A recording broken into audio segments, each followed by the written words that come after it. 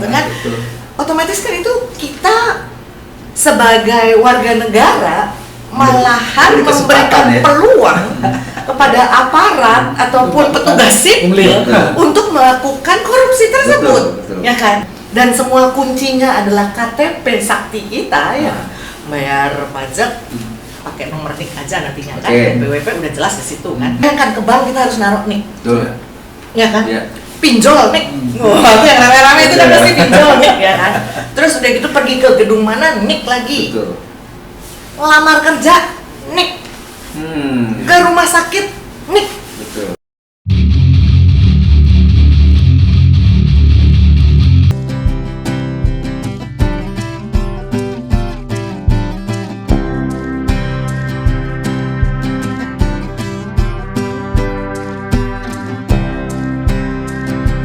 TV, kali ini kita masih membahas tentang 21 program unggulan Ganjar Pranowo dan Mahfud MD.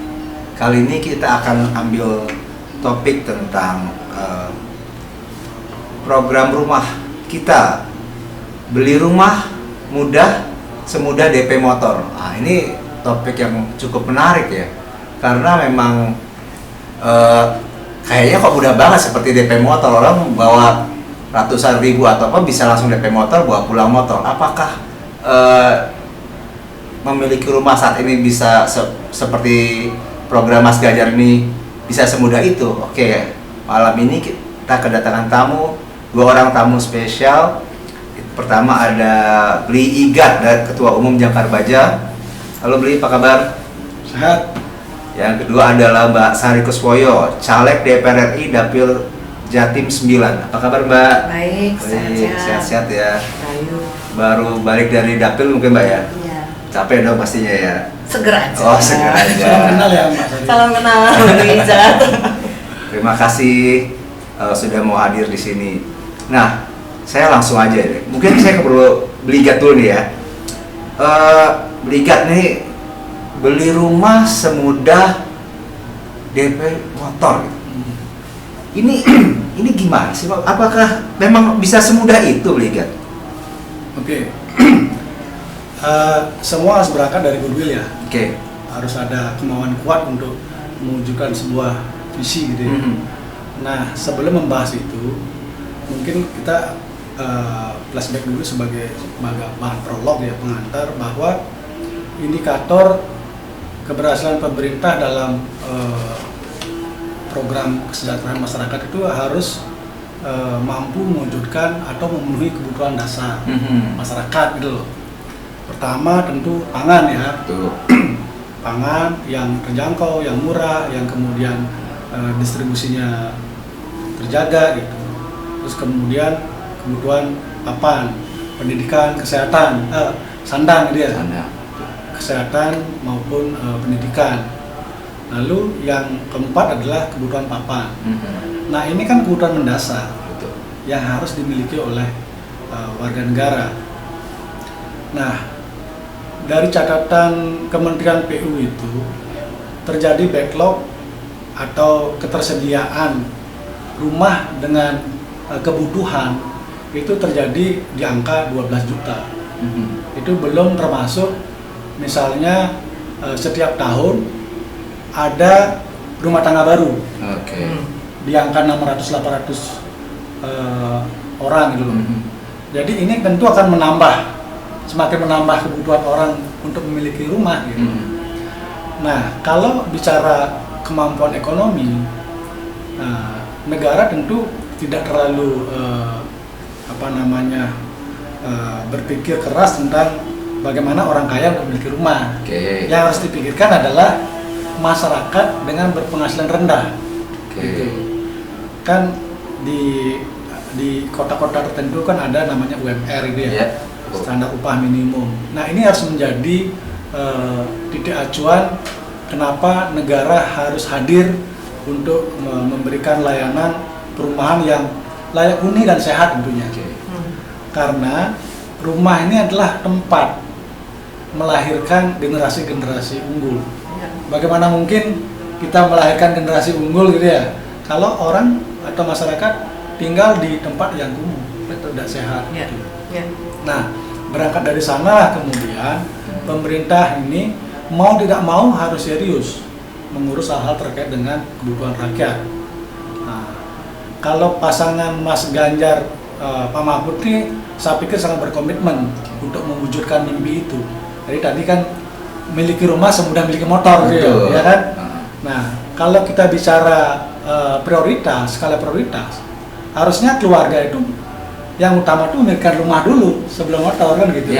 Nah, ketika motor aja mudah dimiliki, harusnya rumah juga yang sama gitu loh, mudah. Nah, ini kenapa bisa diwujudkan? Pertama tadi harus ada goodwill.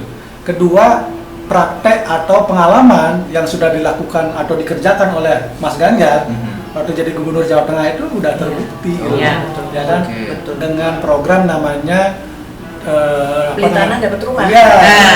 Rumah oleh tanah. Betul. Nah, itu bukan apa namanya baru visi, baru angan-angan, tapi udah terwujud di beberapa kabupaten.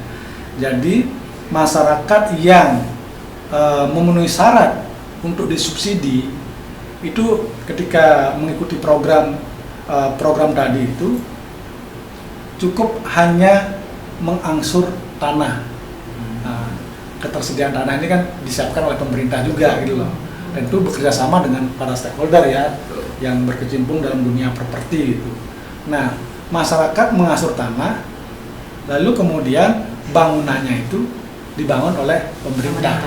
Nah, Jawa Tengah itu dengan APBD gitu ya. Tuh, jadi bisa dikerjakan karena di sana itu ada nilai-nilai gotong royong. Jadi masyarakat mengangsur, rumahnya dibangunin oleh pemerintah dengan dana APBD, lalu infrastrukturnya itu melibatkan pihak ketiga gitu. Misalnya lokasinya ada di Kabupaten Pati itu misalnya, pemerintah kabupaten itu membantu membangun infrastruktur jalannya gitu. Mungkin sarana peribadatnya atau musola atau masjid itu dibangun oleh Basnas. Kurang lebih seperti itu. Apalagi nanti ketika pasangan Mas Ganjar Mahfud dipercaya rakyat loh, ya kan? Tentu yang ini yang sudah teruji di Jawa Tengah ini bisa diduplikasi dalam skala yang lebih luas, skala nasional dengan APBN dan tentunya dengan melibatkan para stakeholder. Tapi kita kadang-kadang aja lihat orang bisa DP motor, tapi kemudian nggak bisa nyicil gitu. Cicilan kesekian tiba-tiba berhenti untuk disita. Kira-kira untuk tantangan kayak gitu, apakah Mas Ganjar sudah menyiapkan antisipasinya, Ibu? Ya, dari capaian yang sudah dibangun di Jawa Tengah itu kurang lebih total ya selama sejak mulai 2020 sampai 2023 itu udah 1.200-an tuh. Dan itu tidak ada masalah, tidak ada persoalan. Bahkan ketika beliau sebagai capres sekarang ini keliling Jawa Tengah, beliau itu menginap di rumah yang dibangun itu. Betul ya. Gitu. Nah, kalau Mbak Sari sendiri, mungkin ketika turun ke dapil punya nggak sih Mbak pengalaman terkait ini? Apakah ternyata memang masyarakat juga pernah tanya atau berharap seperti program beli rumah semudah DP motor ini? Di dapil secara langsung, jujur belum pernah ada yang menanyakan mengenai apakah mereka-mereka ini bisa mendapatkan atau menjadi salah satu penduduk yang mendapatkan program beli rumah semudah DP motor. Karena sepertinya di dapil saya itu yang namanya extended family itu masih berjalan. Jadi satu rumah mungkin ada 2 atau 3 kepala keluarga. Jadi mungkin anak-anaknya masih di situ. Mungkin karena mereka juga berpikir karena mereka petani gitu ya. Kalau mereka masih tinggal di tempat yang sama itu mungkin taninya lebih mudah. Atau mungkin karena memang belum ada program secerdas atau ini. Mungkin di Jawa Timur belum ada program seperti ini. Jadi sehingga mereka tidak terpikir bahwa akan ada program rumah murah. Bisa punya rumah gitu ya, mungkin bayangannya gitu ya. Ya. Jadi suatu program itu kan harus berangkat dari pengalaman ya. Artinya kerja nyata yang sudah dikerjakan, lalu kemudian itu bisa diduplikasi. Nah, inilah salah satu program yang menjadi unggulan, salah satu unggulan bagaimana nanti ke depan Mas Ganjar dan Prof Mahfud ketika dipercaya oleh rakyat bisa mewujudkan ini, karena beliau sudah mengerjakan, dan ini juga akan nanti bisa direalisasikan di Jawa Timur, di berbagai tempat di Indonesia. Itu mungkin untuk diduplikasi ya? Oh, sangat mungkin. Dengan macam-macam karakteristik yang ada di negara kita, masyarakatnya? Harusnya kalau Mas Ganjar dan Prof Mahfud sudah menjadi presiden dan wakil presiden kita, otomatis kan beliau-beliau itu akan memberikan instruksi ya, khususnya kepada Menteri Dalam Negeri. Dan Menteri Dalam Negeri memberikan instruksi kepada gubernur-gubernurnya untuk melakukan atau menduplikasi apa yang pernah dilakukan Mas Ganjar di Jawa Tengah. Dan yang tidak kalah penting, Pak, salah satu programnya itu namanya kan KTP Sakti dia. KTP Sakti itu kan merangkum semua satu data bis masyarakat dulu.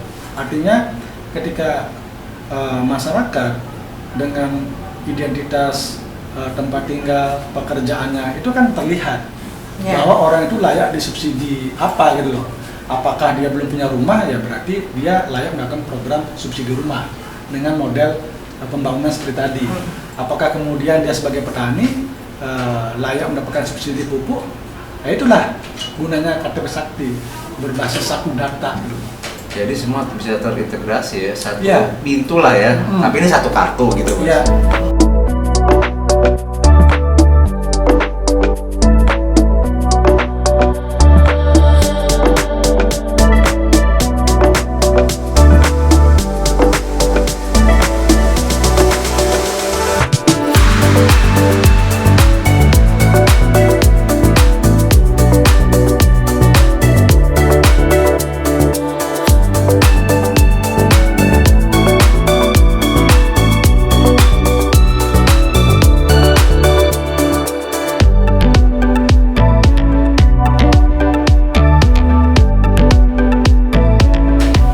Menyambung tadi ya, ketika bicara tentang beli rumah semudah DP motor, pasti kan targetnya mereka yang bekerja di sektor informal ya. Kemudian bicara tentang itu, Mas Ganjar banyak fokus tentang masyarakat yang di kelas menengah ke bawah, terutama di desa-desa. Nah, mereka juga sering kepentok sekolah aja susah apalagi cari kerja. Nah, tiba-tiba saya terbesit itu untuk masalah, saya pernah baca tentang sekolah digaji, lulus pasti kerja. Itu kira-kira apakah memungkinkan? Apa sih filosofinya? Mungkin saya tanya Mbak Sari. Bicara mengenai sekolah digaji, lulus dapat kerja. Betul. Lagi-lagi sudah ada buktinya bahwa di Jawa Tengah, Mas Ganjar punya satu sekolah, bukan Mas Ganjar sih yang punya sekolahnya, tapi pemerintah daerah punya sekolah, di mana anak-anak yang sekolah di situ adalah anak-anak yang tidak mampu. Sekolahnya dibayarin, dan mereka juga mendapatkan uang saku, berarti itu digaji selama mereka sekolah. Dan begitu mereka lulus, mereka ditempatkan mendapatkan lapangan pekerjaan. Sekolah ini memang bukan sekolah akademis yang seperti harus masuk universitas dan lain sebagainya, tapi ini kan sekolah vokasi, ya kan? Berarti keterampilan. Jadi yang anak perempuan mungkin bisa belajar menjahit, tata boga, tata busana, ya kan? Terus anak-anak lakinya mungkin belajar menjadi tukang kayu dan lain sebagainya. Kalau misalnya kita berpikiran bahwa anak-anak ini yang lulus dari sekolah vokasi ini mendapatkan sertifikat, otomatis gajinya itu standar. Jadi tidak seperti tukang-tukang yang seperti sekarang ini. Tukang batu mungkin di Jakarta bisa mendapatkan gaji satu hari 150 sampai 200. Terus tapi kalau di daerah mungkin cuma 75 sampai 100 maksimal. Tidak ada sertifikasinya karena memang tidak ada sekolahnya. Dan kita juga pikirkan lagi bahwa kemudian kalau misalnya memang para tukang ini tidak ada pendidikannya, satu hari nanti siapa yang akan mengerjakan ini? Kalau semua anak-anak mau sekolah, masuk SMA, mau jadi ahli ekonomi, terus nanti yang bangun rumah kita siapa? Ya kan? Atau nanti belajar menjadi petani siapa? Oke, ada sekolahnya secara akademis, belajar mengenai pertanian. Tapi kan itu tidak yang langsung terjun berbecek-becek ria di dalam sawah, ya kan Mas? Jadi saya rasa secara pribadi bahwa program yang dilakukan oleh Mas Ganjar selama beliau menjadi Gubernur Jawa Tengah itu jelas sangat bagus dan harus diduplikasi di daerah-daerah yang lain dan jangan cuman provinsi, malahan harus turun lagi. Jadi setiap kabupaten dan kota madya itu harus punya sekolah seperti itu. Kalau perlu 2 atau 3 per kecamatan, alangkah bagusnya. Jadi otomatis anak-anak yang tidak mungkin mampu untuk bersekolah secara akademis masih tetap punya sertifikasi dan mempunyai standar gaji, sehingga nantinya begitu mereka bekerja, kasarannya tadi rumah DP seperti motor, mereka yang tukang batu, tukang kayu, tukang semen atau tukang pintu dan lain sebagainya bisa bekerja di pembangunan tersebut dan mereka bisa mencicil rumahnya juga kan. Berarti kompletnya sekolah digaji, lulus pasti kerja, bisa rumah. Iya. Jadi sepertinya memang terintegrasi kan? Iya. Beligat nggak ada komentar gimana Beligat? Gini, secara manusiawi kan siapa sih yang mau hidup di garis kemiskinan? Betul. Itu kan hal yang manusiawi ya. Semua orang saya pikir berjuang untuk hidup lebih layak, ya kan? Hanya memang persoalannya adalah kita harus akui bahwa pendidikan kita kan tidak merata, ya kan? Kalau bagi orang yang punya kemampuan secara ekonomi, dia bisa menempuh pendidikan sampai setinggi-tingginya, bahkan sampai ke luar negeri. Nah, yang harus menjadi perhatian khusus oleh pemerintah atau negara adalah bagaimana mengentaskan kemiskinan ini, mengangkat derajatnya, ya kan? Melalui program pendidikan. Karena yang namanya bantuan langsung tunai atau bantuan sosial itu, dia tidak akan menyelesaikan persoalan. Ya kan? Itu kan sifatnya yang sementara. Sama aja ngasih ikan sama aja ngasih ikan tapi nggak ngasih pancingnya. Walaupun nanti kelak pemerintahan Mas Ganjar dan Pak Mahfud ini kan berkomitmen akan melanjutkan itu program-program bantuan itu. Tetapi harus diingat bahwa itu tidak menyelesaikan persoalan kemiskinan. Maka dari itu kan ada program lain itu. Bagaimana menargetkan bahwa satu rumah tangga miskin itu bisa melahirkan satu sarjana. Nah, sehingga dengan adanya sarjana di rumah tangga miskin, mereka yang akan mengangkat derajat keluarganya, gitu loh. Nah, itu. Nah, terkait dengan tadi masalah sekolah vokasi itu, kembali lagi masyarakat ini kan dikasih pilihan, ya kan? Karena talenta setiap masyarakat, kemudian bakatnya atau orang perorangan beda-beda ya. Betul. Oleh karena itu dibutuhkan memang sekolah-sekolah yang link and match dengan kebutuhan saat ini, gitu loh, ya kan? Bagaimana kemudian orang karena keterbatasan begitu tamat langsung bisa kerja, ya harus masuk sekolah vokasi. Nah, inilah yang akan diperbanyak nanti di seluruh Indonesia. Berarti pemerintah, kita kebayang Mas Ganjar sebagai presiden ya nanti juga mesti keluar kebijakan kan, karena memang misalkan karakteristik daerah itu masing-masing berbeda. Berarti masing-masing daerah juga punya sekolah vokasi yang berbeda-beda juga dong, Pak? Saya setuju itu. Jadi seumpama di daerah Indonesia Timur misalnya, di mana nelayan yang menjadi pusat intinya adalah perikanan gitu. Jadi sekolah vokasinya mungkin bagaimana mengajarkan pemuda-pemudi di sana untuk mengawetkan ikan, mengalengkan ikan. Terus bagaimana caranya supaya dari kapal sampai di bandar di pinggir di doknya itu ikannya tidak cepat membusuk. Berarti kan harus diajari bagaimana cara pengawetan, mungkin itu didinginkan di kapalnya. Jadi setiap daerah berbeda-beda. Jangan terus nanti di daerah perikanan yang digalakkan adalah pertanian, nggak masuk, ya kan? Atau di daerah perhutanan kayu itu yang digalakkan adalah pertanian cocok tanam sawah. Berarti kan harus menebang, nggak bisa gitu. Berarti mungkin yang dipikirkan adalah bagaimana tumpang sari di antara hutan-hutan itu bisa ditanami supaya menghasilkan juga, tapi mereka juga tidak merusak hutan, kan gitu. Jadi sekolah-sekolah di daerah-daerah harus disesuaikan dengan karakteristik dari daerah-daerah tersebut. Oke, kalau itu kan misalkan bagaimana misalkan daerah-daerah yang menonjolnya tuh misalkan sisi seni gitu misalkan? Mau bicara mana nih? Mau bicara Jogja atau Bali? Kayaknya Jogja, kalau mereka Bali. Jogja Bali itu kayaknya kita udah nggak usah pusing. Sudah Kita udah nggak usah pusing. Ternyata bisa Ya ya. kan, udah nggak usah pusing itu. Betul. Apalagi kalau di Bali nggak usah ada sekolah vokasionalnya. Mereka itu punya adat istiadat bahwa masing-masing anak itu harus mampu melakukan apa yang biasanya dia lakukan turun-temurun. Walaupun belum ada standarisasi, alangkah baiknya tetap aja ada sekolah yang untuk mengambil standar sehingga mereka juga punya gaji yang sesuai. Seni itu abstrak ya. Nah itu dia. Standar ukurannya agak beda. Ya, ukurannya berbeda soalnya. Karena lain gitu lah. iya, Tapi gelas ini tetap- mungkin harganya kalau dilihat begini mungkin harganya cuma ya 15.000 gitu. Tapi nanti kalau sudah dilukis dengan seseorang gitu ya, ini mungkin harganya bisa 5 juta. Ya kan? Karena seni. Orang lain mungkin lihat nggak lucu bener ini, biasa aja. Nggak bisa. Kalau seni itu nggak bisa dijadikan satu standar. Ada sertifikasi bahwa oh ya kalau kamu main biola, kecuali misalnya memang mau masuk ke satu filharmonik atau apa itu harus ada standar, iya. Tapi nggak bisa standar kafe dijadikan standar opera, nggak mungkin.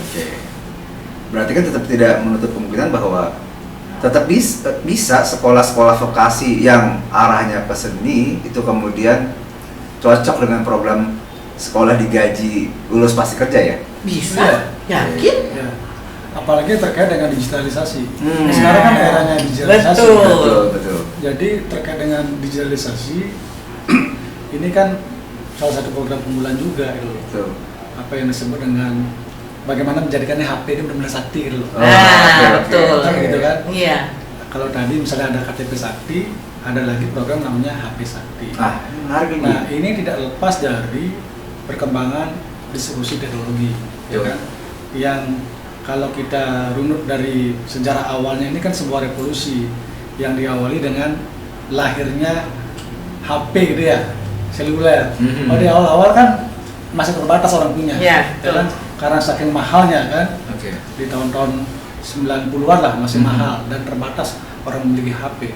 Tapi seiring dengan perkembangan zaman, HP itu sekarang ini hampir semua memiliki HP. Betul. Nah, dari catatan BPS ya tahun 2022, jumlah warga negara Indonesia yang memiliki HP itu hampir 70% loh.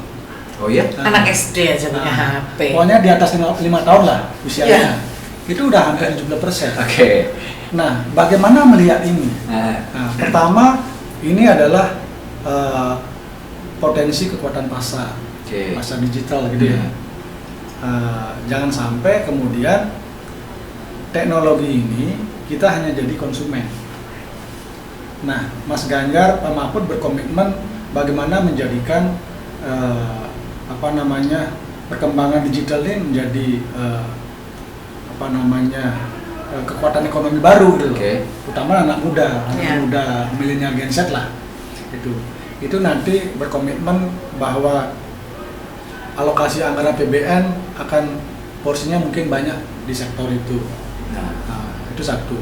Yang kedua terkait dengan tadi misalnya berbasis satu data melalui KTP Sakti, bagaimana kemudian HP ini benar-benar bisa dimanfaatkan gitu loh, bukannya sekedar hiburan kan? Karena memang hasil survei ya kan di Indonesia ini masih lemah, belum optimal lah memanfaatkan smartphone ini. Masih hanya dipakai sebagai tempat hiburan. Ya. Padahal di sini kan banyak sekali ada layanan pengetahuan, edukasi gitu loh, peluang-peluang gitu loh. Nah ini yang kemudian akan didorong. Bagaimana ke depan pemerintah ini melahirkan sebanyak mungkin ahli-ahli di bidang digital. Kemudian kedua, bagaimana menjadikan kelompok-kelompok usaha UMKM ini naik kelas melalui pasar digital, seperti yang pernah dilakukan oleh Mas Ganjar di Jawa Tengah. Beliau kan melahirkan namanya Lapak Ganjar gitu. Nah, semacam aplikasi gitu loh. Nah, ke depan kalau Mas Ganjar dan Prof Mahfud dipercaya oleh rakyat memimpin Indonesia, ini akan digarap serius, gitu. Jadi digitalisasi ini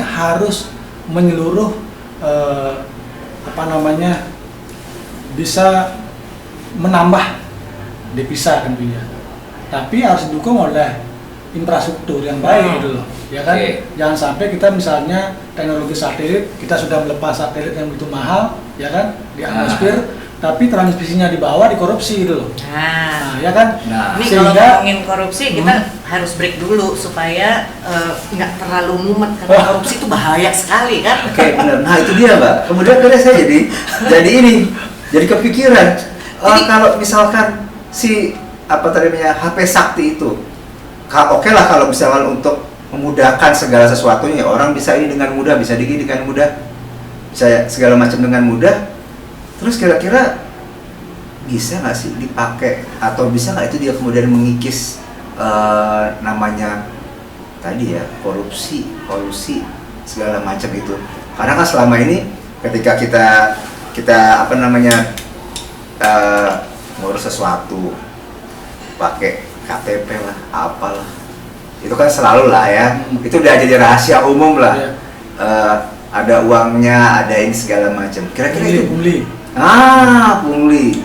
Gimana Mbak? Bisa nggak itu HP sakti dipakai? Bisa, tapi break dulu, soalnya aus. Oh, monggo.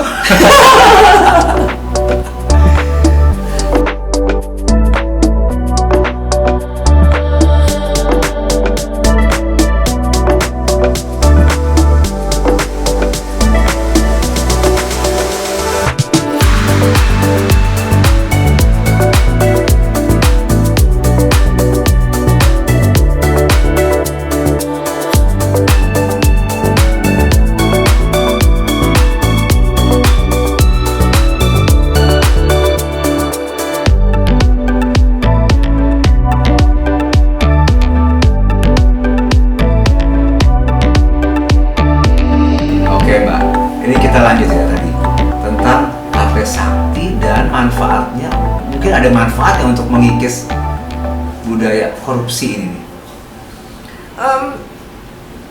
Saya yakin bahwa kalau misalnya apapun yang harus kita lakukan itu bisa online, itu yang namanya kemungkinan untuk korupsi itu diminimalisasi. Karena apa? Kita tahu sendiri kan kadang-kadang ya kalau mau perpanjang A, I, U, E, O, dateng ngantri segala macam. Terus udah gitu males nunggu segala macam, terus mbaknya atau masnya lewat terus ini mas biar nunggunya nggak kelamaan gitu kan. Otomatis kan itu kita sebagai warga negara malahan memberikan peluang kepada aparat ataupun petugas sipil untuk melakukan korupsi tersebut, ya kan? Tapi kalau semuanya sudah melalui aplikasi, era digital dan lain sebagainya, dan semua kuncinya adalah KTP sakti kita, ya bayar pajak pakai nomor NIK aja nantinya kan, BWP udah jelas di situ kan. Terus kebutuhan-kebutuhan yang lainnya semua berdasarkan nomor NIK kita, ya kan?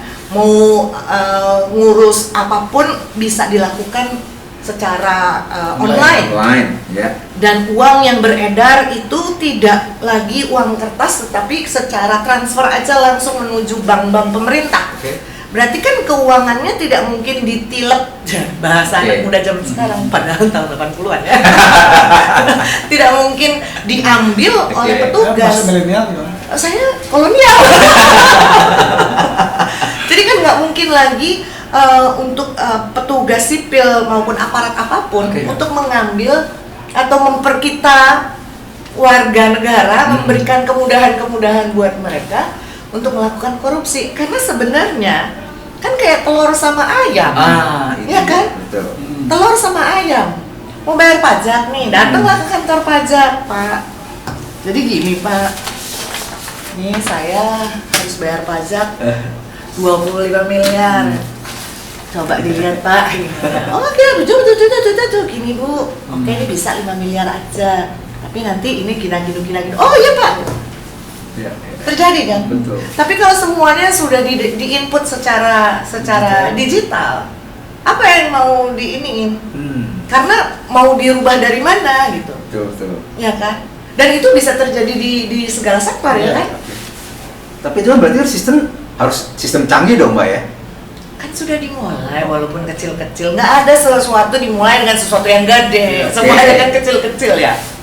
Pertanyaannya, apakah SDM kita siap?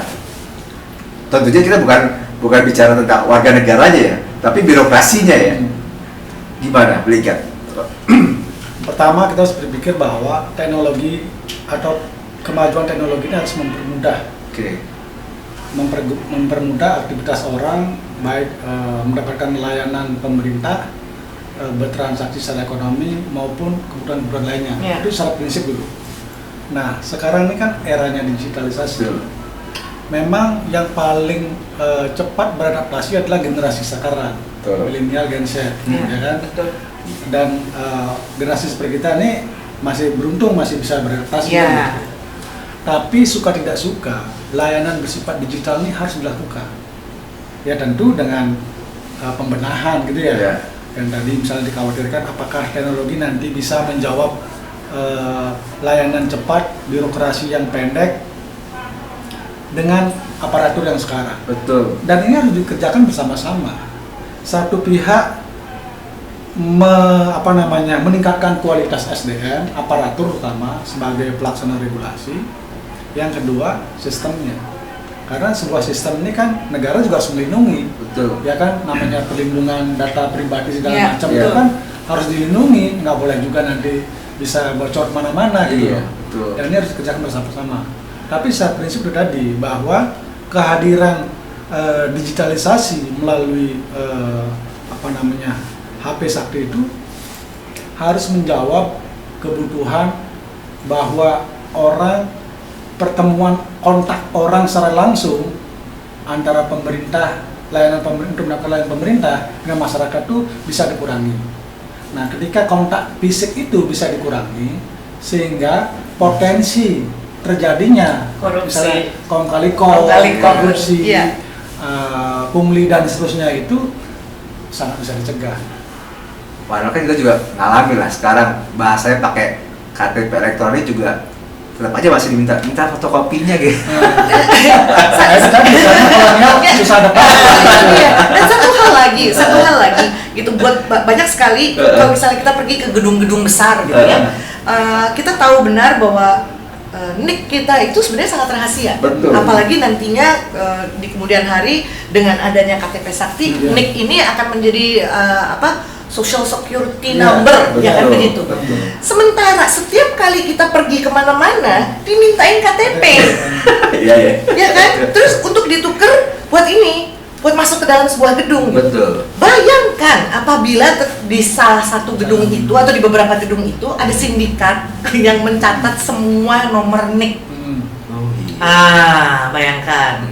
Jadi memang harus ada terobosan baru. NIK kita memang sudah ya dari umur 17 tahun kita udah punya KTP, berarti NIK kita nggak berubah kan? Betul. Ya kan?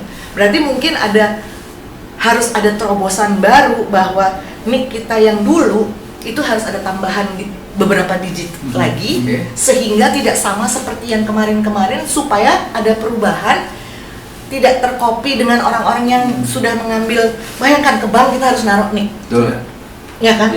Pinjol NIK, itu yang rame-rame itu kan pasti pinjol NIK, ya kan? Terus udah gitu pergi ke gedung mana NIK lagi, ngelamar kerja NIK, ke rumah sakit NIK, sekolah kalau kuliah NIK. Bayangkan nomor itu. Jadi kalau misalnya nomor KTP Sakti ini nomornya juga harus bikin sakti. Jadi 4 digit atau 3 digit terakhir itulah yang menjadi rahasia dari setiap pemegang kartu KTP Sakti.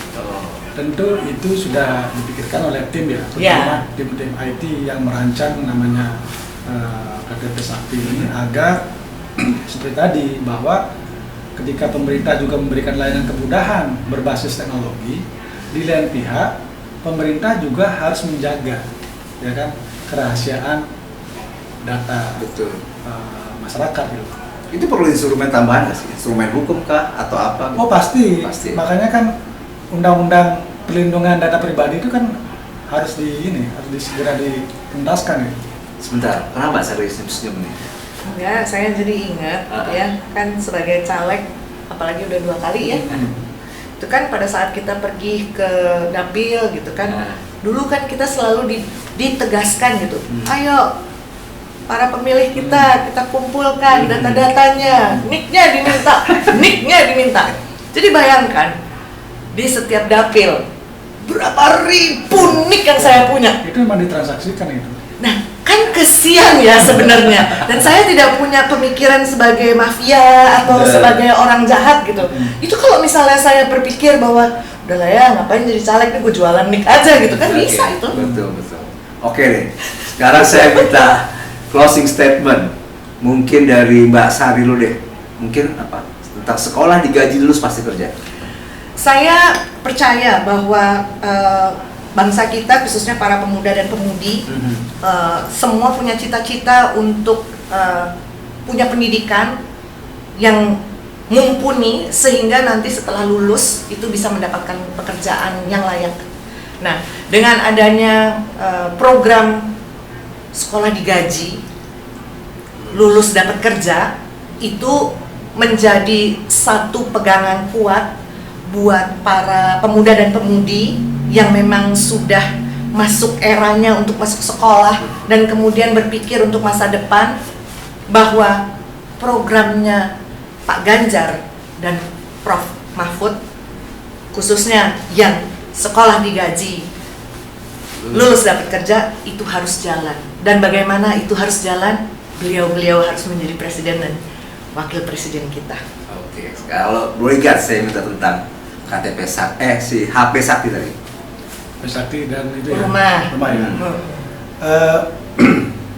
Kepada masyarakat Indonesia, yakinlah bahwa pasangan Mas Ganjar dan Prof. Mahfud ini berkomitmen memenuhi kebutuhan dasar daripada rakyat, wong cilik, terkait dengan perumahan rakyat yang layak huni, sehat, sederhana, tapi dari rumah itu bisa melahirkan generasi-generasi unggul di masa depan. Kenapa ini rasional? Bahwa beliau sudah mengerjakan di Jawa Tengah.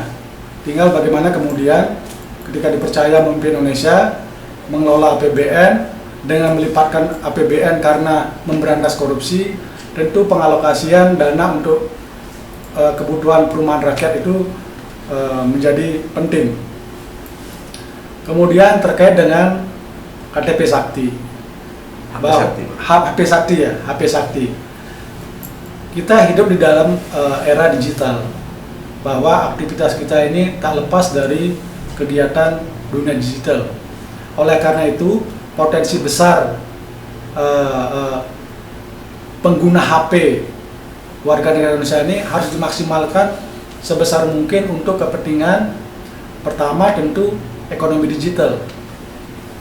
Karena setiap apapun ekonomi digital ini bisa dilakukan, ya kan? Baik seni, baik produk-produk yang sifatnya unggulan di daerah-daerah itu bisa dilakukan melalui media sosial atau ekonomi digital.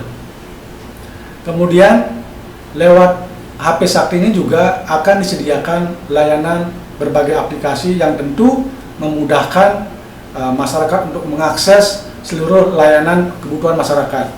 Misalnya di HP itu akan tersedia beasiswa itu ada di mana, ya kan? Kemudian misalnya pupuk subsidi itu ada di mana. Terus kemudian siapa-siapa yang berhak mendapatkan subsidi perumahan sehat dan lain sebagainya. Maka dari itu syarat untuk mendapatkan program-program rasional yang masuk akal yang dapat kita nikmati oleh masyarakat Indonesia adalah dengan memenangkan Ganjar Mahfud